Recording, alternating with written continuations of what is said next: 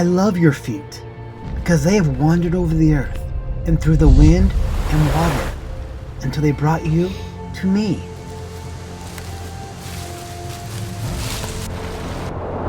Our feet carry our journeys. They hold our stories. From the first steps we take through childhood and into adulthood. Every step records a sound. Every step holds a memory. It's through our movements our lives grow and change. And it's our feet that carry us through all of life's joys and pains. This is the sound of Little Feet. A podcast about identity and family. Orphans, foster care, and adoption. A little bit of wonder and awe, and the power of healing through play. These are the stories of people like you and me, and the journeys all of our feet have traveled to be here today. For a few minutes, just put everything down and come with me. Let's go on a treasure hunt together, and let's just see if we can find ourselves some gold and diamonds.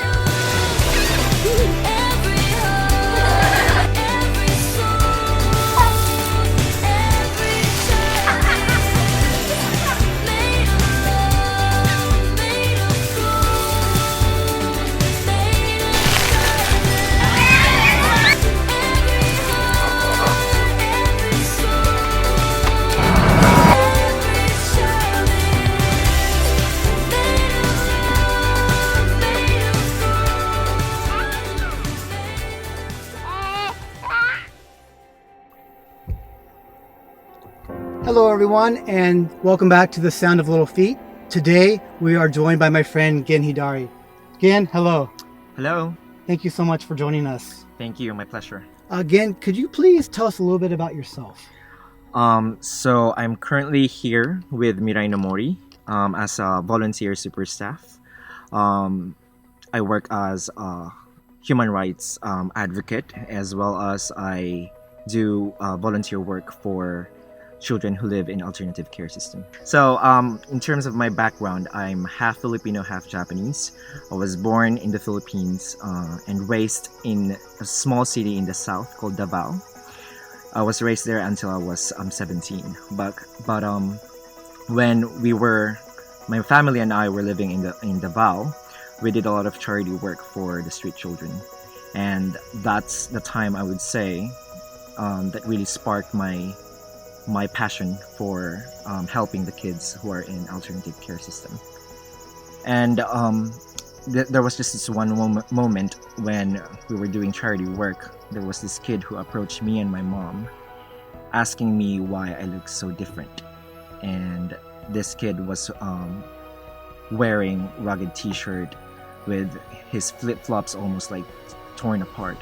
But on the other hand, I was wearing a very clean t-shirt with shoes, and I was with my mom. And that question, why do I look so different, really made me ask the same question to myself as well as to why that's the case. And I think that moment really created the person who I am right now. Have you, I guess before that moment, did you think about your identity? And did you think about the way you looked, or did you question that prior to that encounter? I don't think so. Okay. Yeah, but being born and raised in the Philippines, but at the same time being mixed blood, the color of my skin, I think I was relatively white as compared to my other Filipino friends. I also came from a relatively privileged family as compared to my friends as well. So I think I had that sense of being different from other people. Okay. And how many years have you lived in Japan?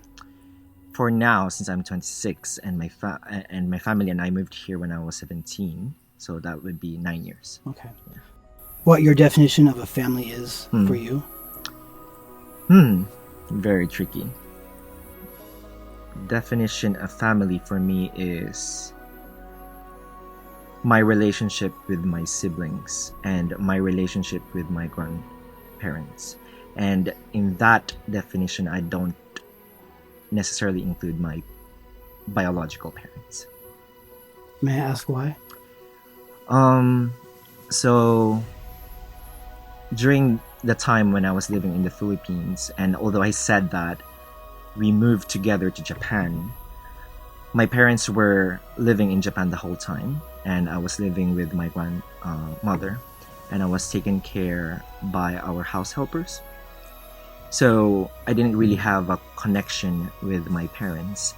Also, I didn't know my father until I was 9 years old, because yeah. So but after we came to Japan, there was like 2 years, 3 years that I lived with my parents, but they got divorced. And so that was also the time that my siblings were born, and I had to take care of them sometimes. So I have a very strong relationship with them. They got divorced. My parents got divorced, and they both got remarried. But and I was left to my mom's side. But when my mom got remarried to this new guy, our relationship, my relationship with my stepfather didn't work. So my mother's conclusion was to put me in a dormitory, school dormitory. So yeah, that seeing my parents just doing, for me, it felt like they just did whatever they wanted to do.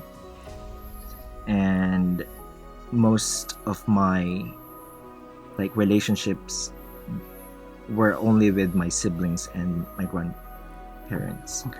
I wouldn't necessarily put them in the definition of family. And how about friends? Would you include friends in your definition of family? Not necessarily blood relatives or blood. Do you have anyone that you consider family that is not blood?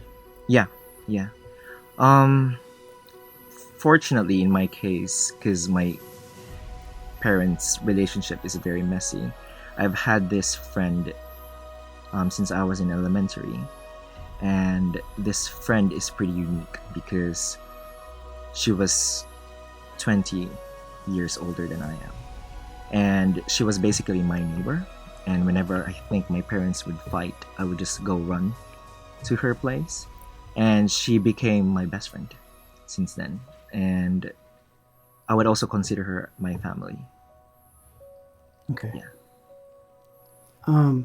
And regarding your Filipino and Japanese ethnicity, do you relate to both ethnicities? Is there one that you don't really connect with or relate to at this moment in your life? I think I can relate to both ethnicity or both nationalities. But I wouldn't subscribe myself to either of it. I would describe my identity as something beyond my ethnicity. Okay. Yeah.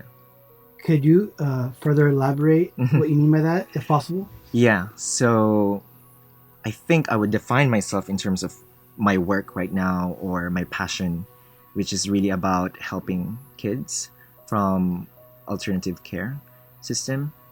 And I would just describe myself in that way because that seemed more just me. Okay. Like, it's the pure me.